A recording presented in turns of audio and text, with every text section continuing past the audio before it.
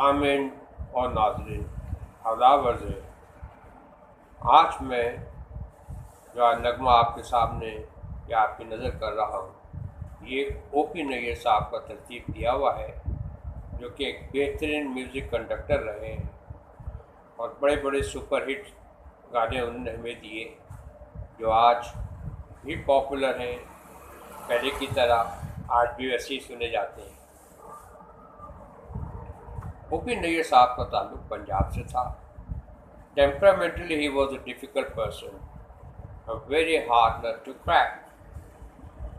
कोई बात भी अगर उनकी मर्जी के मुताबिक नहीं हुई या किसी ने नहीं की, तो भाई वो अपने घर जाए।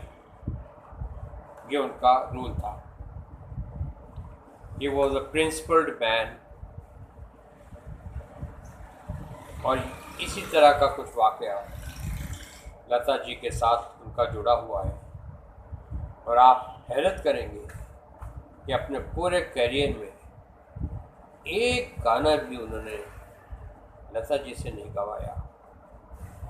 है नहीं हैरत की बात कि जबकि रफ़ी साहब और लता के गानों के बगैर कोई भी फिल्म बॉक्स ऑफिस पे चलती नहीं थी, फ्लॉप हो जाती थी, और उसकी सक्सेस जब भी होती थी जब लता और रफ़ी साहब उसमें गाया करते थे। और उस ज़माने में एक शख्स ऐसा आता है जो किसी बात पर लता जी से नाराज़ हो जाता है और उन्हें कभी नहीं अपनी फिल्मों में गवाता है, पूरी लाइफ में। अब मैं यहाँ आपको सस्पेंस में छोड़ रहा हूँ कि आप सोचिए तो सही,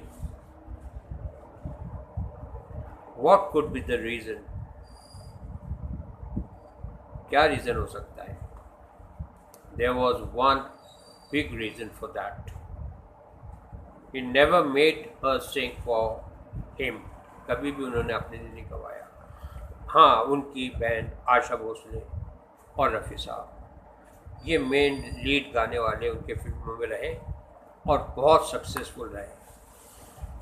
लिहाजा ये गाना फिल्म मेरे सनम से लिया गया है, जिसके नुमाया फनकारों में बिस्वाजीत चैटर्जी एक बंगाल के एक्टर थे, हमेशा चार्ज रहते थे, बैटरी उनकी हमेशा ऑन रहती थी, कूदना उछलना, जस्ट लाइक शम्मी कपूर साहब। और जिस तरह से शम्मी कपूर मकबूल हुए रफ़ी साहब के गानों की वजह से, इसी तरह से बिस्वाजीत भी कहाँ से कहाँ पहुँच गए। किसके बलबूते पे? रफ़ी साहब के गानों की वजह से कहाँ से कहाँ उनको पहुँचा दिया रफ़ी साहब ने। कमाल के गायक थे, हर एक्टर को उसके अंदाज में गाया करते थे, पता ही नहीं चलता था। जॉनी वॉकर के लिए गा रहे हैं तो जॉनी वॉकर बन गए, धर्मेंद्र के लिए गा रहे हैं तो धर्मेंद्र बन गए, शम्मी कपूर साहब के लिए गा रहे थे वो बन गए। बाकमाल सिंगर थे। अभी तक तो हमें दूसरा रफ़ी मिला नहीं है, और मिले भी अगर कोई उनकी कॉपी करे तो ओरिजिनलिटी अपनी जगह ओरिजिनलिटी ही रहती है, उसको रिप्लेस करना मुमकिन नहीं होता। ये गाना इसके लिरिसिस्ट हैं मजरूर सुल्तानपुरी साहब और गाया है नन अदर देन रफ़ी साहब, जिनका भी जिक्र चल रहा था। तो गाना पेश खिदमत है फिल्म मेरे सनम से। अच्छा, वहाँ मैंने आपके लिए सस्पेंस छोड़ दिया है, उसकी the remaining part of the story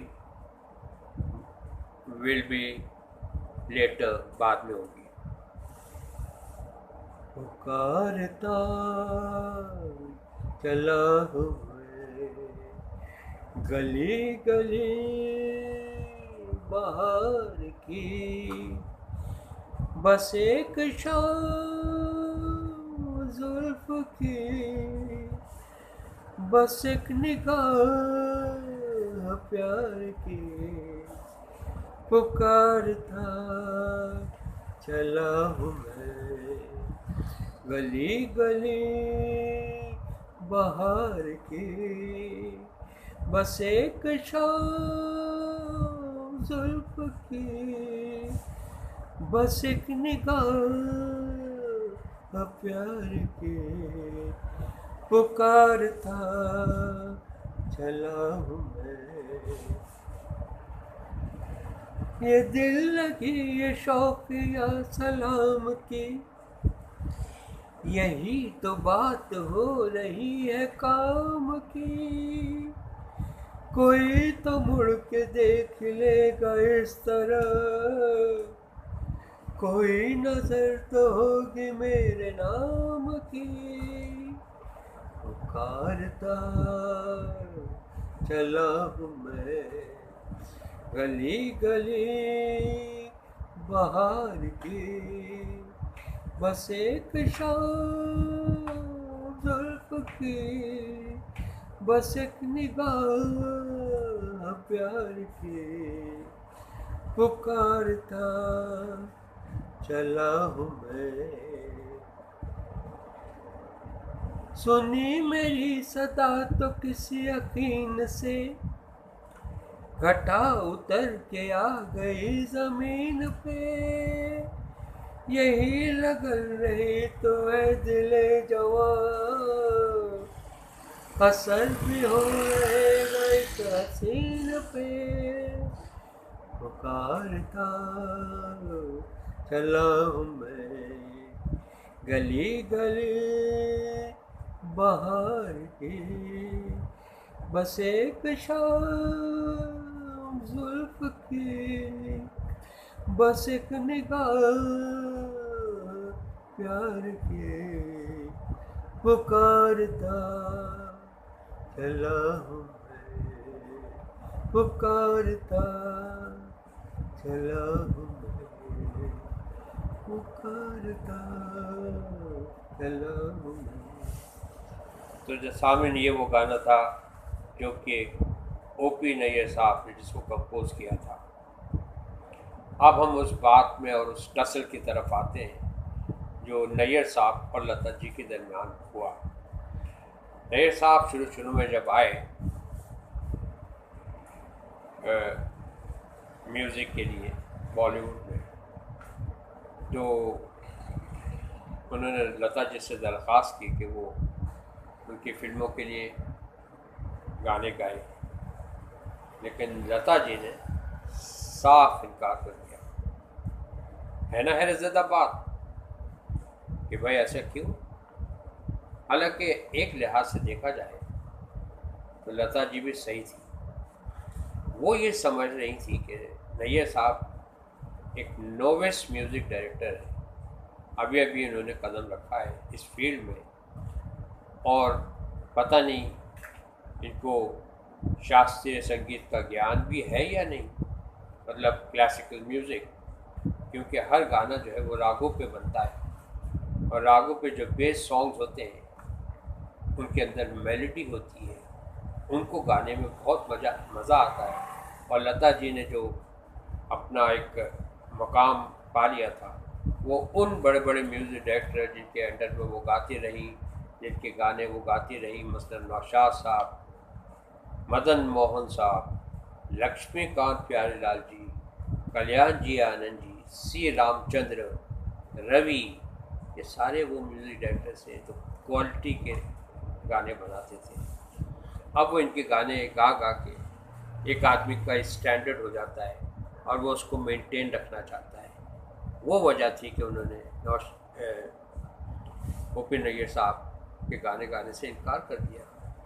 ये बात नैयर साहब को बड़ी नागवार गुजरी और वहीं उन्होंने फैसला कर लिया कि वो लता जी को कभी भी अपनी फिल्मों में नहीं गवाएंगे, अपनी म्यूज़िक में नहीं गवाएंगे। अब लेकिन आप उनके अखलाक का, उनके मिजाज का और उनकी अज़मत का अंदाज़ा लगाइए कि कभी भी उन्होंने किसी भी इंटरव्यू में, हालांकि इंटरव्यूअर से पूछते थे कि लता जी ने आपकी फिल्मों में गाना क्यों नहीं गाया, ये हकीकत तो सबको पता थी, ये रीज़न सब जानते थे। Everybody knew it why it was so.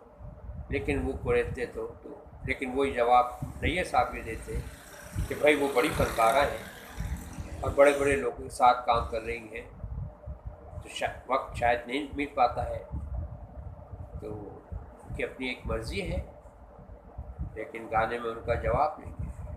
यानी देखिए, एक शख्स इस तरह से बात करके टाल देता था, लेकिन जो टसल थी वो थी जो मैंने आपको बताई है। आप कभी नेट पे जाइएगा और नैयर साहब के गाने सुनिएगा, लाजवाब गाने गाए, सुपर हिट सॉन्ग्स हैं। और मैं ये समझता हूँ कि लता जी कभी ना कभी रिग्रेट तो ज़रूर करती होंगी कि उन्होंने नैयर साहब के गाने क्यों नहीं गाए। Why he refused to sing for him? कभी कभी सोचती ज़रूर होंगी। होता है ऐसा कि जिस शख्स ने इतने सुपर हिट सॉन्ग्स गाए, आयशा जी को कहाँ से कहाँ पहुँचा दिया, और आयशा जी से उनका कुछ थोड़ा बहुत अफेयर भी हो गया था, लेकिन उस पर बात करना कुछ नामुनासिब सी बात है, ये पर्सनल मैटर है। लेकिन it is on the paper, सब जानते हैं। अच्छा, इसके साथ ही मैं आपसे दरख्वास्त करूँगा कि अगर आप हो सके, if possible and if you can and if you have time to spare some precious moments of yours, and please do subscribe my channel. और इंशाल्लाह आगे भी कुछ नगमे में पेश करता रहूँगा, म्यूज़िक डायरेक्टर के मुतालिक भी कुछ तफसील बताता रहूँगा। तो मैं इजाज़त चाहूँगा इस वक्त के लिए। Until next time, have a nice time. Be nice to others. Enjoy your life. Thank you. Bye bye.